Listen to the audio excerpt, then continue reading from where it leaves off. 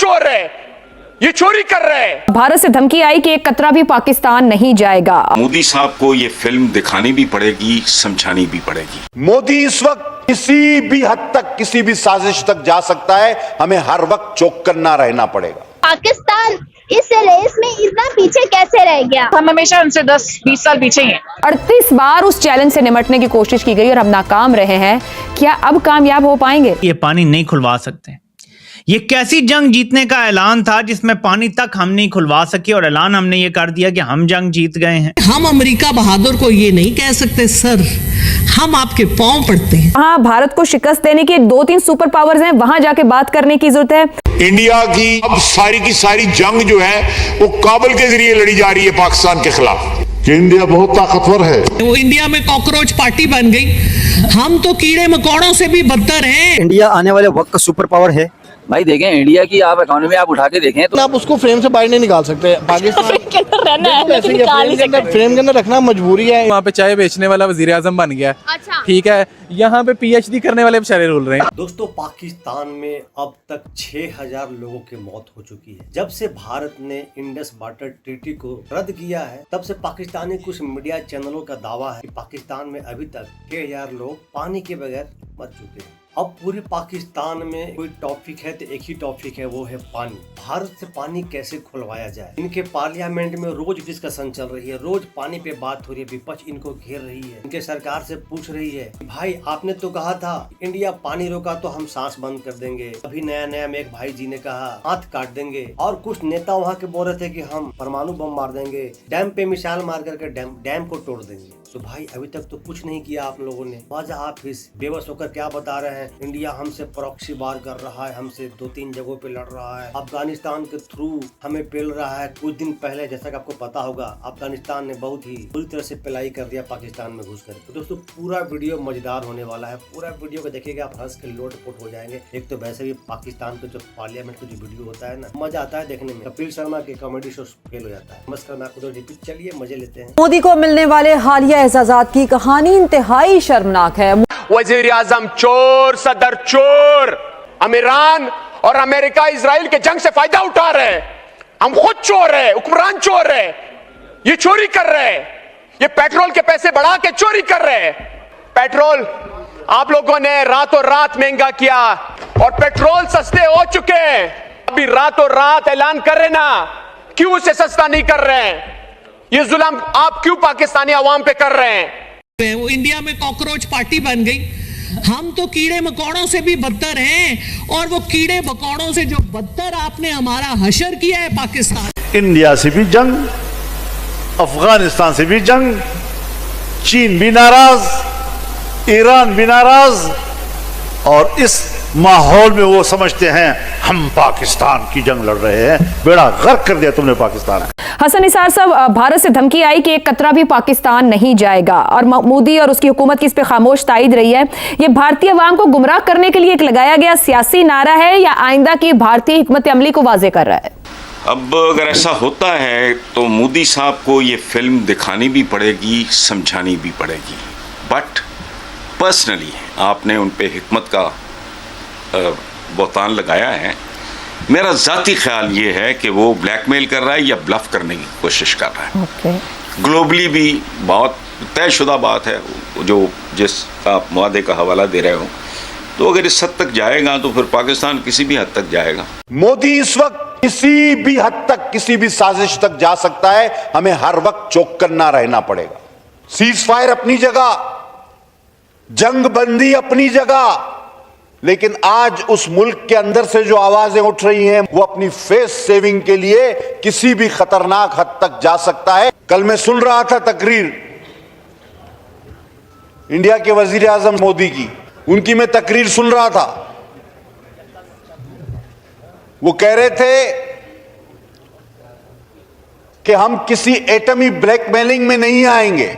ये तो सीधा और साफ मैदान में रखी हुई बात है कि 1 और 10 का रेशो है। हमारा जो रकबे और तादाद का फर्क है, उसके हवाले से एक इंतबा है।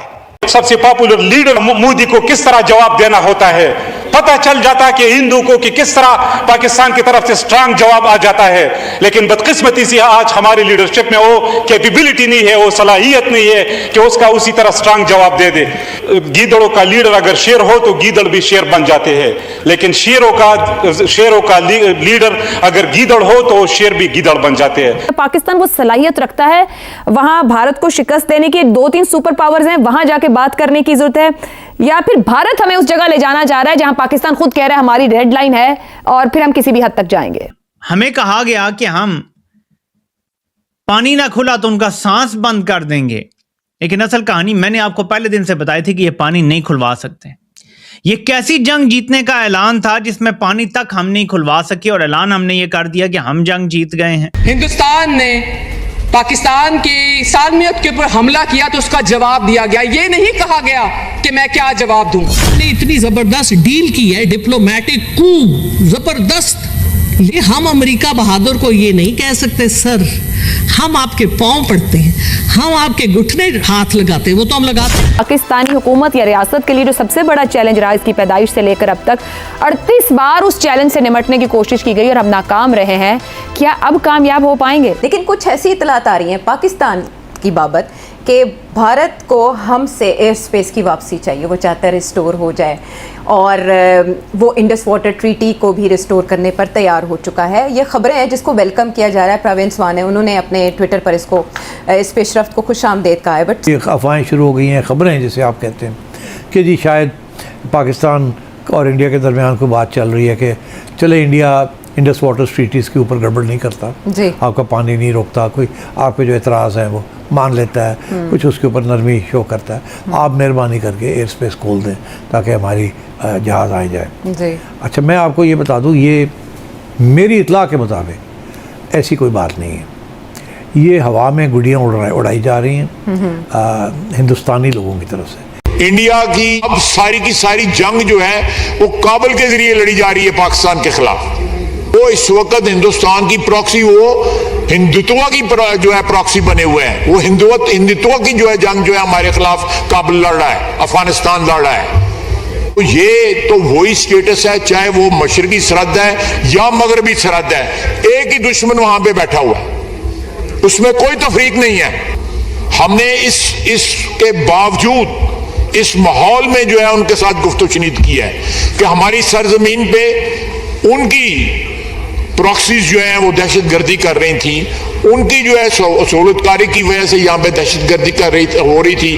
हम फिर भी उनसे हमने बात की, उसका कोई नतीजा नहीं निकला। कि इंडिया बहुत ताकतवर है और अगर पाकिस्तान को वो लपेट ले तो अमेरिका और मगरब को कुछ नहीं जा रहा। ISPR एक नया चूरन लेकर आया है कश्मीर के हवाले से, और मैं आपको वायद दूं जो मुसलसल बता रहा हूं कि 2019 में ये कश्मीर का सौदा कर चुके हैं। क्या?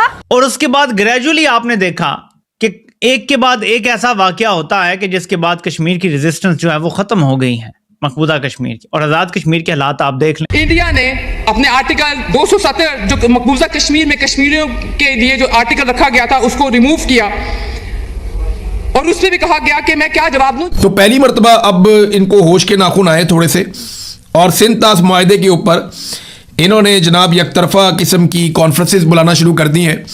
इसमें मेरे ख्याल में ना राब्ते करने चाहिए इंडिया के साथ। इंडिया की मईशत ठीक, चाइना की मईशत ठीक, अफगानिस्तान की मईशत हमसे ठीक, ईरान की मईशत ठीक, और इस खित्ते में अगर नीचे जा रहा है तो सिर्फ पाकिस्तान जा रहा है। तो किसको इल्ज़ाम दे?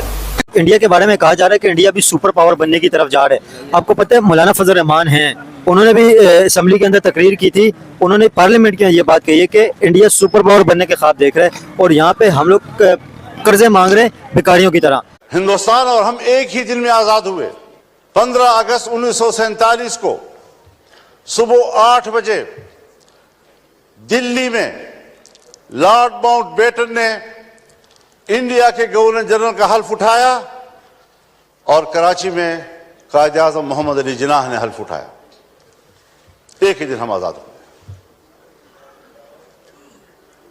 आज वो दुनिया की सुपर ताकत बनने के ख्वाब देख रहा है, और हम दिवालियापन से बचने के लिए भीख मांग रहे हैं। इंडिया आने वाले वक्त का सुपर पावर है। भाई देखें इंडिया की आप इकोनॉमी आप उठा के देखें तो उसने 92 के अंदर इंपोर्टेड चीजें जो हैं वो उसने मंगाना शुरू करी। उससे पहले उसकी इंपोर्ट बंद थी 90 के अंदर, 92 में नहीं। हाँ 90s के अंदर मनमोहन सिंह जब फाइनेंस मिनिस्टर थे। सबसे बड़ी गाड़ी जो होती थी वो मारुति होती थी, जिसमें प्राइम मिनिस्टर बैठा करता था। वो सबसे हाई क्लास गाड़ी कहलाती थी। वो हमारे यहाँ समझ लो वो मरगला है, जो हमारी मरगला है वो वहाँ की मारुति होती थी, जिसमें हाई क्लास जो हाई प्रोफाइल लोग थे वो उसमें ट्रैवल करते थे। हमारे यहाँ तो समझ लो कि हमारे यहाँ तो एक से एक बढ़ के गाड़ियां हैं। यहाँ पर समझ लो कि जितने भी बड़े प्राइम मिनिस्टर है, छोटे छोटे जो एमपीएस है, एमपीएस के पास भी आप उठा के देखो तो तकरीबन समझ लो 12-12 करोड़ रुपए की गाड़ियां उनके पास। अभी भी आप उसका रिसर्च करो तो ये चीजें कहाँ से आ रही हैं? मतलब समझ लो कि एमपी और मिनिस्टर और इतना बड़ा तबका जो है ये अमीर से अमीर होता जा रहा है। ये कैसे हो रहा है? और आवाम गरीब से गरीब होती जा रही है। उनका इकोनॉमी सिस्टम बहुत स्ट्रॉन्ग है, तो उन्होंने आज नहीं तो कल नहीं तो परसों को बुलाना जरूर था। वो बिल्कुल ऐसी है, लेकिन आप उसको फ्रेम से बाहर नहीं निकाल सकते। पाकिस्तान फ्रेम के अंदर रखना मजबूरी है। इंटरनेशनल पावर जितने भी हैं उनको उनकी मजबूरी है। एक पाकिस्तान पहली 50 बड़ी कंपनीज में आखिर क्यों नजर नहीं आ रहा? क्या पाकिस्तान में टैलेंट की कमी है? पाकिस्तान इस रेस में इतना पीछे कैसे रह गया? इंडिया जो है वो नेशनल एजुकेशन पॉलिसी उनकी वो काफी पहले से एआई को अपने करिकुलम में बच्चों के लिए ले आए थे ग्रेड 6 ऑनवर्ड्स। हम अभी ये चेंजेस कर रहे हैं, तो हम हमेशा उनसे 10-20 साल पीछे ही हैं। आजकल के दौर के हिसाब से आजकल एआई का दौर है। आप जो है वो लेटेस्ट टेक्नोलॉजीज नहीं अडॉप्ट करेंगे तो फिर आप हमेशा 50 साल पीछे ही रहेंगे। पाकिस्तानियों से ज्यादा इंडियंस जो है वो इंटरनेशनल मार्केट में कम्पीट करते आए हैं और आईटी सेक्टर में तो सबसे ज्यादा कम्पीट कर रहे हैं। उसकी रीजन ये है कि उनकी policies, IT policies, export policies हमसे काफी बेटर है। जहाँ तक शहबाज शरीफ की बात है, शायद उन्होंने इंटर किया हो, लेकिन वो पता नहीं क्या पता जाली डिग्री हो। शहबाज शरीफ ने इंटर किया है, आपको क्यों लग रहा है ऐसे? मतलब आपको लग रहा है मोदी से ज्यादा पढ़े लिखे? जो पाकिस्तानी है ना वो थोड़े से ज्यादा पढ़े लिखे होते हैं as compare to Indians. India की आबादी ज्यादा है, अगर उस रेशो को आप निकालेंगे तो वो रेशो ज्यादा आएगी वहाँ पे लोगों की। लेकिन अगर परसेंटेज को देखें तो पाकिस्तान बेहतर है उसमें। लेकिन एजुकेशन में आपको नहीं लगता कि इंडिया बहुत आगे है? देखें एजुकेशन सेक्टर में चाहे उनकी रैंकिंग बेहतर हो, लेकिन बात ये मैटर करती है कि वहाँ पे चाय बेचने वाला वजीर आजम बन गया है। अच्छा। ठीक है, यहाँ पे पीएचडी करने वाले बेचारे रुल रहे हैं। सबसे पहले जो हमारे शहबाज शरीफ साहब है उन्होंने बैचलर ऑफ आर्ट्स किया है। वाह, किधर से?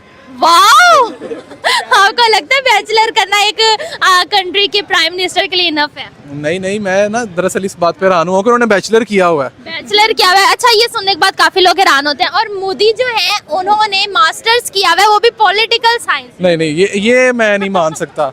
ये तो टोटल शहबाज शरीफ साहब का मैं मान सकता हूँ, पढ़े लिखे सोफिस्टिकेटेड इंसान लगते हैं। अच्छा। लेकिन नरेंद्र मोदी को तो बोलना ही नहीं आता, तो उसने सर ना करें। आपने ये नहीं देखा, अगर उन्हें बोलना नहीं आता तो रशिया और अमेरिका उनके साथ डील करने के लिए क्यों भाग रहे हैं? वो देखे ना, उनके अपने इंटरेस्ट होते हैं। ठीक है, पाकिस्तान में जो उनका इंटरेस्ट होता है वो उस हिसाब से डील करते हैं। इंडिया में उनका इंटरेस्ट ज्यादा है, वो मार्केट ज्यादा बड़ी है, तो वहाँ पे कंज्यूमर ज्यादा है, तो उन्होंने उस हिसाब से डील करना है। भाई पाकिस्तान के लोग ऐसे ही हैं। देखिए आपने जैसा कि सुना, ये भाई जी हमारे पीएम को बोल रहे हैं कि मोदी एक चाय बेचने वाला भारत के प्रधानमंत्री बन सकता है, और अपना पीएम को बोल रहे हैं कि इंटर पास है, वो भी जाली सर्टिफिकेट के द्वारा। तो ये है पाकिस्तानी।